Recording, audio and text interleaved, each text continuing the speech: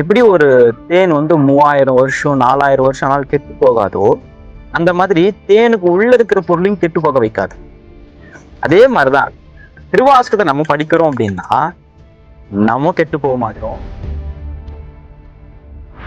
இதுக்கு முன்னாடி நான் என்ன பிறவியில் இருந்தேன், இப்போ இதுக்கப்புறம் நான் என்ன பிறவியா இருக்க போறேன், இதெல்லாம் சாத்தியமா, நான் எப்படி மரமா இருந்து நான் இங்க வந்துட்டேன், எல்லாம் நான் ஃபர்ஸ்டே சொல்லிட்டேன். ஆன்மா காதறந்த ஊசியும் வாராதுக்கான் கடைவளைக்கு அப்படின்னு பட்டினத்தடிகளுடைய வாசகத்தை கேட்டு, அப்போ இறுதியில நமக்கு என்ன நிக்க போகுது இந்த ஒரு விஷயத்த ஆராயும் போது, அப்போ உண்மை வழி எதுன்னு சொல்லிட்டு உணர்ந்ததுக்கான ஒரு முதல் படி ஆயிடுச்சு.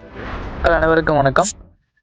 கரண்ட் 360 மோட் சேனலுக்கு அன்போடு வரவேற்கிறேன். இப்போ நம்ம எங்க இருக்கோம் அப்படின்னு பார்த்தீங்கன்னா, வேலூர் மாவட்டம் அணைக்கட்டு தாலுக்கா, அடுத்து தென்புதூர்பட்டு சந்தானேஸ்வரர் ஆலயத்தில் நம்ம இருக்கோம்.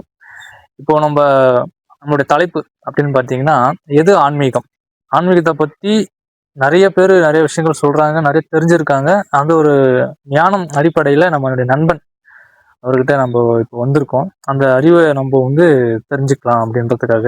இவர் தான் என்னுடைய நண்பர். வணக்கம் ஐயா. வணக்கம். வணக்கம். நல்லா இருக்கீங்களா? நல்லா இருக்கேன். இறைவன் புனிதத்தில் அனைவரும் நலமாக இருக்க பிரார்த்தனை செய்கிறேன். கண்டிப்பா சொல்லுங்க. சந்திச்சது எனக்கு ரொம்ப மகிழ்ச்சி. ஏன்னா நானும் ஆக்சுவலா சொல்ல போனா இவரு யாருன்னு பாத்தீங்கன்னா, கூட படிச்ச ஒரு ஃப்ரெண்டு. ஃபர்ஸ்ட் காலேஜ் படிக்கும்போது எனக்கு பழக்கமானாரு.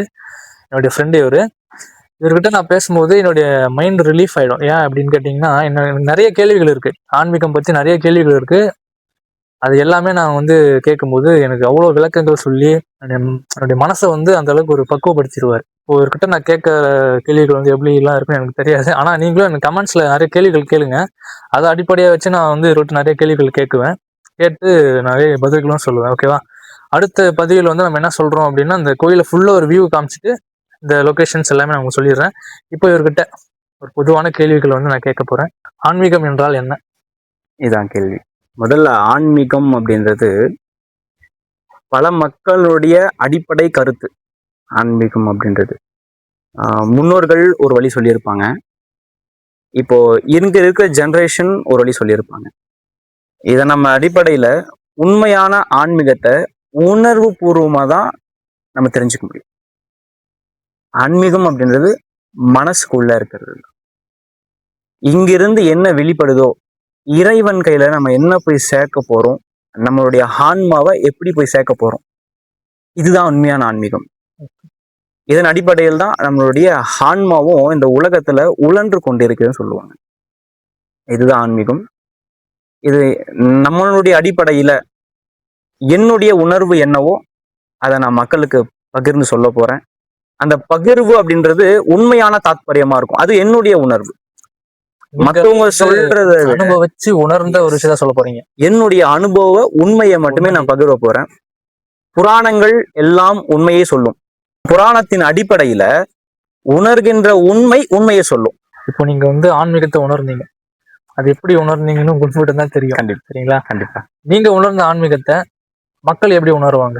நிச்சயமா இந்த உலகத்துல ஒவ்வொரு ஆன்மாக்கும், அதாவது உடலுக்கு அழிவு உண்டு, ஆன்மாக்கு அழிவு இல்லை.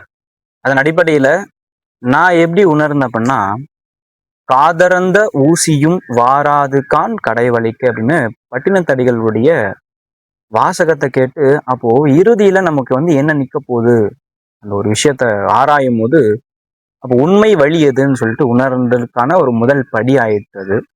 அதுக்கப்புறம் திருவாசகத்தை படிக்கும் போது நமக்கு உள்ள இருக்கிற எல்லா கேள்விக்கும் பதில் அங்க இருக்கு. திருவாசகம் கண்டிப்பா திருவாசகம் தான். திருவாசகத்திற்கு ஒருகார், ஒரு வாசகத்திற்கும் ஒருகார். அந்த அடிப்படையில ஏன்னா திருவாசகம் தேன் அமுது. எப்படி ஒரு தேன் 3000 வருஷம் 4000 வருஷம் ஆனாலும் கெட்டு போகாதோ, அந்த மாதிரி தேனுக்கு உள்ள இருக்கிற பொருளையும் கெட்டு போக வைக்காது. அதே மாதிரிதான் திருவாசகத்தை நம்ம படிக்கிறோம் அப்படின்னா நம்ம கெட்டு போக மாட்டோம், நம்மளுடைய சந்ததிகள் அதுக்குள்ள இருக்கும்போது அவங்களும் கெட்டு போக மாட்டாங்க. அதன் அடிப்படையில மாணிக்கவாசகர் சிவபுராணத்தில் அழகா சொல்லியிருப்பாங்க. புல்லாகி பூடாய் புழுவாய் மரமாகி பல்விருகமாகி பறவையாய் பாம்பாகி கல்லாய் மனிதராய் பேயாய் கணங்களாய் வல்லசுரராகி முடிவராய் தேவராய் செல்லா என்ற தாவர சங்கமத்துள் எல்லா பிறப்பும் பிறந்து இளைந்தேன் எம்பெருமானே, மெய்யே உன் பொன்னடிகள் கண்டு இன்று வீடு உற்றேன் அப்படின்னு சொல்லியிருப்பாரு. அப்படின்னா நமக்கு நிறைய பிறவிகள் இருக்கிறதுன்றது உண்மையாகுதா? அப்போ நம்ம ஏற்கனவே புல்லாவோ இல்ல புழுவாவோ இல்ல மரமாவோ இல்ல செடியாவோ நம்ம பிறந்திருப்போம். அதுக்கப்புறம் நம்ம ஒரு உத்தமமான மனித பிறவி எடுத்திருக்கோம். அப்ப இந்த மனித பிறவிலிருந்து நம்ம என்ன சொல்ல வரோம், என்ன பண்ண போறோம், எப்படி இறைவன் அடையிறதுன்னு சொல்லிட்டு முன்னோர்கள் நம்மளுக்கு வழி காட்டுறாங்க. அதான் பன்னிரு திருமுறை. சரிங்களா? பன்னிரு திருமுறை. திருமுறை இதுதான் சொல்லி கொடுக்குது. இதன் அடிப்படையில படிக்கிறதான் சொல்லிய பாட்டின் பொருள் உணர்ந்து சொல்லுவார் செல்வர் சிவபுரத்தின் உள்ளார் சிவனடி கீழ் பல்லோரும் ஏற்ற பணிந்து. அதாவது நம்ம இறைவனை ஆத்மாமா வணங்கணும். அவர் தான் பரபிரம்மஸ்வரூபம். நீங்க ஏதோ இறைவன் அப்படின்னா நம்மளுடைய ஆன்மா இன்னும் பக்குவ நிலை அடையலன்னு அர்த்தம். எல்லாவும் இறைவன், எல்லாற்றுக்குள்ளேயும் இறைவன், இந்த மரத்துக்குள்ளேயும் இறைவன், இந்த செடிக்குள்ளேயும் இறைவன்னா அப்ப நமக்குள்ள இறைவன் இருக்காருன்னு அப்பதான் உணர முடியும். இதுதான் உணர்தல். உணர்தல் தான் உணர்தல். புரிகின்ற நிலை, உணரும் நிலை, இறைவன் அடையும் நிலை. அப்ப புரிதல், உணர்தல், அதன் பிறகுதான் இறைவனை நம்ம அடைய முடியும். இதுதான் பக்தி. ஆமா, இது பக்தி. பக்தி இருந்தாதான் ஞானம் கிடைக்கும். ஃபர்ஸ்ட் பக்தி இல்லாம நிச்சயமா ஒரு மனுஷனுக்கோ ஒரு ஆன்மாக்கோ ஞானம் பிறக்காது. முதல் அடிப்படையே பக்தி தான். ரொம்ப அருமையான பதில். இந்த பதில நான் எதிர்பார்க்கல. அவ்வளவு நீங்க சொல்லும் போதே எனக்கு கூஸ்பம்ஸ் ஆச்சு. என்னையும் மீறி என்னுடைய உணர்வை கட்டுப்படுத்த முடியாம நான் வணங்குற ஸ்டேஜுக்கு வந்துட்டேன். இல்ல, இதுதானே உண்மை. ஆனா நீங்க சொல்றீங்களே இந்த பிறப்பு நிஜமாவே உண்மையாகவே ஒரு மனிதன் ஜன்மம் எடுக்கிறதுக்கு முன்னாடி அதுக்கு முன்னாடி உண்மையாகவே புல்லாய் பூடாய் புழுவாயெல்லாம் இருக்காங்களா? உண்மையில பிறந்திருக்காங்களா? இது உண்மையா? இப்போ என்னுடைய பிறப்பு ஒரு மனித பிறப்பு. கண்டிப்பா. அதுக்கு முன்னாடி நான் என்னவா இருந்தேன் அப்படின்றத என்னால அறிய முடியுமா? அந்த பக்தி மூலியமா தெரிஞ்சுக்க முடியுமா அப்படின்ட்டு ஒரு கேள்வி எனக்குள்ள இருந்துச்சு. இதுல உணர்துகின்ற திறன் தான் நான் சொல்றேன். என்னுடைய உணர்வுகள்ல சொல்லிடுறேன். இதுக்கு முன்னாடி நான் என்ன பிறவியில் இருந்தேன், இப்போ இதுக்கப்புறம் நான் என்ன பிறவியா இருக்க போறேன், இதெல்லாம் சாத்தியமா, நான் எப்படி மரமா இருந்து நான் இங்க வந்துட்டேன், எல்லாம் நான் ஃபர்ஸ்டே சொல்லிட்டேன். ஆன்மாக்கு அழிவு இல்லை, உடலுக்கு அழிவு உண்டு. ஸோ ஆன்மா, ஒவ்வொரு உடலுக்குள்ள ஒரு ஆன்மா இருக்கு. இந்த செடிக்குள்ள ஒரு ஆன்மா இருக்கு. ஸோ இந்த செடி நீண்ட காலம் உயிர் வாழுமானா இல்லை. ஸோ அதனுடைய ஆயுள் காலம் முடியும் போது அழிஞ்சிரும். மீண்டும் அந்த ஆன்மா ஒரு பிறவி எடுக்கும். அப்போ எல்லா உயிருக்குமே ஆன்மா இருக்கு. ஆன்மான்னு ஒன்று இருக்கு. அந்த ஆன்மா உயிர் நீங்க சொல்றீங்க, நான் ஆன்மான்னு சொல்றேன். உங்களுக்கு புரியுதுல்ல உங்களுக்கு? சோ இது நீங்க உயர்நிலையும் சொல்றீங்க, நான் இதவே ஆன்மாவா நான் எடுத்துக்கிறேன். ஓகே. சோ இந்த ஆன்மா அடுத்த கடை தேறுத வரைக்கும் இன்னொரு பிறவி எடுக்கும். சோ இப்ப மரமா இருக்கு. இங்க சிவன் கோயில்ல, சந்தானேஸ்வரர் கோயில்ல இங்க மரமா இருக்காரு. அடுத்த பிறவி ஒரு கன்றா பிறக்கலாம் இந்த ஆன்மா. இந்த கன்று அடுத்து ஒரு பசுவா மாறி, அந்த பசு ஒரு நல்ல புனிதமான ஒரு மனித பிறவி எடுக்கலாம். இது நம்ம கையில எதுவும் இல்ல, உணர்தல் தான் எல்லாருமே. இந்த இல்ல உண்மையா பொய்யா ஆராய்கின்ற நிலைக்கு எப்படி நம்ம சொல்லும்னா, இப்ப மனிதன் பிறக்கிறதுக்கு முன்னாடி தாயினுடைய கருவறைக்குள்ள நம்ம எப்படி உருவாகிறோம், இதெல்லாம் சாத்தியமா நம்ம கேள்வி கேட்க முடியும். சாத்தியம் இல்லாத ஒரு விஷயம். அது எப்படி உருவாக்குறாங்க, யாரு பண்றாங்க? இன்னொரு விஷயமும் இருக்கு. ஒரு நெல்லை நம்ம கையில எடுத்து வச்சுக்கிறோம். அந்த நெல்லை நம்ம கையிலே வச்சுக்கிறோம்னா அது வளர்ந்துருமா? இல்ல. அப்ப அதுவே ஒரு நெல்லை நம்ம இந்த நிலத்துல போடுறோம் அப்படின்னா அதுக்கான தேவையான தண்ணீரோ அதுக்கான உரமா போடும் போது அது வளர்ந்து பல மணிகளா கொடுக்குது இல்ல. அது யார் பண்றது? அது நேச்சர்ல. அதுதான் இறைவன். நேச்சர். அதுதான் இறைவன். உணர்கின்ற பொருள் உண்மையானால் அது இறைவன். அடுத்து இப்போ டால்பின்லாம் பால் கொடுக்கும்னு கேள்விப்பட்டிருக்கோம். ஆமா. அது எப்படிங்க கொடுக்குது? தண்ணியில பால் ஊட்டியும் டால்பின் இருக்குல்ல, அது எப்படிங்க கொடுக்குது? தண்ணிக்குள்ள பால் கரைஞ்சிரும்ல. அப்ப இறைவன் என்ன பண்றாருன்னா, அதுக்கு ஒரு ஒரு ஒரு கெட்டியான திரவம், அதாவது தயிர் மாதிரி கொடுக்குறாரு அந்த பால். அப்ப தயிர் டக்குன்னு கிடையாது. அப்ப அந்த அந்த அந்த ஒரு உயிரினத்துக்கு எப்படி அந்த உணவு எப்படி கொடுக்கணும் இறைவனுக்கு தெரியும். இதை ஆராய்ஞ்சு பாக்குறோம்னா நமக்கு ஆராய்தல் ரொம்ப பெருசு. ஆராயறதுக்கு வழி இருக்கு. அதுதான் 2 வருஷத்துக்கு முன்னாடி என்ன நடந்துச்சோ சொல்றாங்க. 2 வருஷத்துக்கு பின்னாடி என்ன நடந்துச்சோ ஒரு பஞ்சாங்கத்தை வச்சு சொல்றாங்க. இது எல்லாமே வந்து ஒரு அறிவியலும் சேர்ந்த ஆன்மீகம் இதெல்லாம். ஸோ அவங்க உணர்றாங்க. இப்ப இங்க மழை பெய்யுதுன்னா இந்த இப்போ முன்னோர்கள்லாம் வந்து ஒரு ஆராய்ச்சி ஏற்படுப்பாங்க. என்ன அப்படின்னா இப்போ வேர்க்கடலை போறாங்கன்னு வச்சுக்கோங்களேன். அடுத்த வருஷம் மழை இந்த டைம்ல வரும் நம்பிதானே. ஆமா. ஒரு குறிப்பு இருக்கு. இந்த நேரத்துல நம்ம வேர்க்கடலை போட்டோம்னா இந்த மாசத்துல இருந்து இந்த மாசம் வரைக்கும் அதுக்கான தண்ணீர் கிடைக்கும், அதுக்கான உரம் போட்டோம்னா மகசூல் நம்ம எடுத்துடலாம் சொல்லி நம்மளுடைய முன்னோர்கள் வந்து காலகட்டத்தை வந்து கரெக்டா கணிக்கிறாங்க. இந்த கணிப்பு மாதிரி தான் நம்மளுடைய பிறவியும் இருக்கும்னு நான் சொல்றேன். இதை நம்ம ஏத்துக்கிறதும் ஏத்துக்காம இருக்கிறதும் நம்ம கையில தான் இருக்கு. உணர்ந்தவங்க ஏத்துப்பாங்க. உணராத பட்சத்தில் இன்னும் அவங்களுக்கு இன்னும் ஞானம் வரல, அந்த அறிவு வரல, இறைவனை சேர வேண்டிய இன்னும் நுட்பம் வரல அப்படின்னு நம்ம நினைச்சுக்க வேண்டியது. பக்குவ நிலை இல்லை. ஏன்னா நம்ம ஒரு விஷயம் தெரிஞ்சவங்க கையில நிறைய விஷயம் சொன்னோம்னா மீண்டும் அதை பத்தின விளக்கங்கள் அவங்களுக்கு புரியும். எதுவுமே தெரியாதவங்க கையில போய் நான் இதை பத்தி சொன்னா தெரியாது. உதாரணத்துக்கு எனக்கு வந்து ஆன்மீகத்தை பத்தி கேட்டீங்கன்னா நான் சொல்லுவேன். எனக்கு வந்து மெடிக்கல் ஃபீல்ட்ல இந்த இன்ஜெக்ஷன் பத்தி கேடுங்க, இந்த டேப்லெட்ஸ் எதுக்கு போடுறதுன்னா எனக்கு தெரியாது. நீங்க என்ன மறுபடியும் அதுக்கு ஒரு கோர்ஸை படிக்கணும். அந்த மாதிரிதான் இங்க வந்து இந்த உலகத்திற்கு ஒரு ஜனனம் இருக்கு. ஜனனம் இருந்தா மரணம் இருக்கு. அப்ப நான் இங்க ஒரு கோர்ஸை படிக்கிறதுக்கு நான் இங்க வந்திருக்கேன். அந்த கோர்ஸ் என்ன கோர்ஸ் அப்படின்றது இதெல்லாம் நான் சொன்னேன்ல, நெல் என்ன விளையுது, இதெல்லாம் உயிர் வாழ்றதுக்கு, இந்த உடம்பை வளர்க்கறதுக்கு. அப்ப இந்த ஆன்மா வளர்க்கறதுக்கு ஒரு கோர்ஸ் படிக்கணும். அதுதான் பக்தி, அதுதான் ஞானம். ஞானத்தை அடையும் போது நம்ம இதெல்லாமே வந்து உணரலாம். சோ உணர்கின்ற பொருள் இறைவன். பக்தி நிலை அப்படின்னு ஒரு விஷயம் ஆன்மாவை வந்து பக்குவப்படுத்தவும் நிச்சயமா வளர்க்கவும் தான். நிச்சயமா. இப்போ பக்தி அப்படின்றது முக்தி செய்ய பக்தி செய். இப்போ முக்தி அடையணுமா பக்தி வந்துக்கோங்க. இல்ல எனக்கு இதுல நம்பிக்கை இல்லை அப்படின்னா இப்ப நான் ஏன் இங்க பிறந்திருக்கணும்? இப்போ இறைவன் ஏன் எல்லாரும் கஷ்டத்தை கொடுக்குறாங்க? ஒருத்தர் செல்வந்தரா இருக்கிறாங்க, ஒருத்தர் செல்வம் இல்லாம இருக்கிறாங்க, ஒருத்தர் மாளிகையில இருக்கிறாரு, ஒருத்தர் குடிசையில இருக்கிறாரு. இந்த வேறுபாடுகள் ஏன் இறைவன் கொடுக்கணும்? கேள்வி இருக்குல்ல. இந்த இறைவன் ஏன் இவ்வளவு வேறுபாடுகள் ஏன் கொடுக்கணும்? இறைவன் எல்லாருக்கும் பொதுவானவன் அப்படின்னா இந்த வேறுபாடுகள் ஏன் கொடுக்கணும்? கண்டிப்பா ஏன் எனக்கு தெரியல. அதுதான் சொல்றேன். இதுதான் பிறப்பினுடைய தாற்பயம். நம்ம முன் ஜென்மத்துல பண்ண பாவ புண்ணியன் அடிப்படையிலே பிறவி. ஆமா, இது உண்மைங்களா? பாவ புண்ணியம்ன்றது உண்மையாவே இருக்கு. அது அடிப்படையா தான் வந்து எல்லாமே நடக்குதுன்னு சொல்றாங்க. ஆமா, எனக்கு தெரிஞ்ச உண்மை. மக்கள் இது எடுத்துப்பாங்க எனக்கு தெரியாது.